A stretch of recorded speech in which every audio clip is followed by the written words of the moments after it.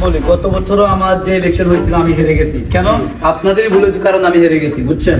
তবে এবার যে বর্তমান যে ইলেকশনটা আসতেছে, এই ইলেকশন হয়তো বা ছোট হতে পারে, কাউন্সিলর পদও কিন্তু এত ছোট পদ না। যত কিছুই হোক, যত টাকা লাগে সব টাকা আমি দিব, শুধু আপনি জায়গায় জায়গায় টাকা ইনভেস্ট করেন আর লোক জড়ো করেন, ঠিক আছে?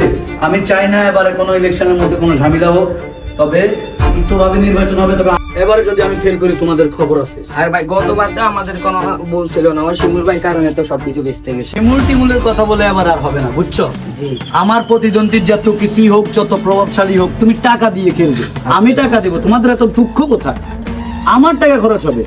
এখন যে মিটিংটা তুমি ওকে করছো, এটা জি। কোথায়? উপরে আছে তো তারা, জি জি ওকে করে রাখবে, আমি আর বেশি সময় দিতে পারবো না। আচ্ছা সমস্যা নেই। আর শিমুলের কথা তুমি যেটা বলছো, ওকে এবারে প্রয়োজনে মারা লাগবে, মেরে ফেলবে। আচ্ছা। তবে আমার এবারে কিন্তু ভোটে দিতে চাই। আচ্ছা কোনো যত সমস্যা নেই ভাই, টাকার এবার প্রয়োজন আপনি দিতে যে- হবে।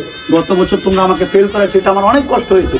তোমাদের সামান্য একটা ভুলের কারণে আমি ফেল করছি। এবার যাতে এরকম কিছু না হয়, তোমরা আগে থেকে প্রস্তুতি নেবে। আচ্ছা, ঠিক যাকে প্রয়োজনে মারলে ইলেকশনে জিতে যাবে, তাকে মেরে ফেলবে, তারপরও কি জিততে হবে। আচ্ছা ঠিক চলো। আছে ভাই। চলো। আসসালামু বড় ভাই, আমরা যাইবেন, আমি তো বাদ দেব। ওয়ালাইকুম আসসালাম।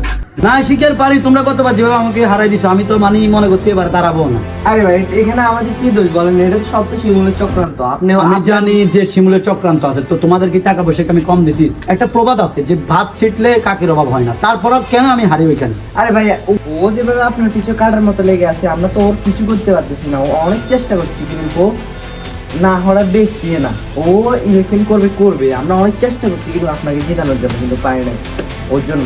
যাক, আমি গতবার পারিনি, কষ্ট লেগেছে, তারপরেও মেনে নিলাম। তবে এবারে তুমি চেষ্টা করবে, যেভাবে হোক আমাকে জিতাতে হবে। টাকা পয়সা যত কিছু লাগে আমি দেবো। এবার আর কোনো মিস হবে না। এবার আমার প্রয়োজনে যাকে মারার দরকার মেরে ফেলবে, পথ থেকে সরিয়ে ফেলবে, তারপর আমার জিতা চাই। কিন্তু ভাববি তুমি তাকে বুঝাই দিও, আচ্ছা, ঠিক আছে টাকা পয়সা ভাই। যা লাগে আমার ব্যাংকে দিয়ে দিও সব, ঠিক আছে? আচ্ছা ভাই, আপনি আর জামাই কথা বলেন না, এখানে বসে বসে।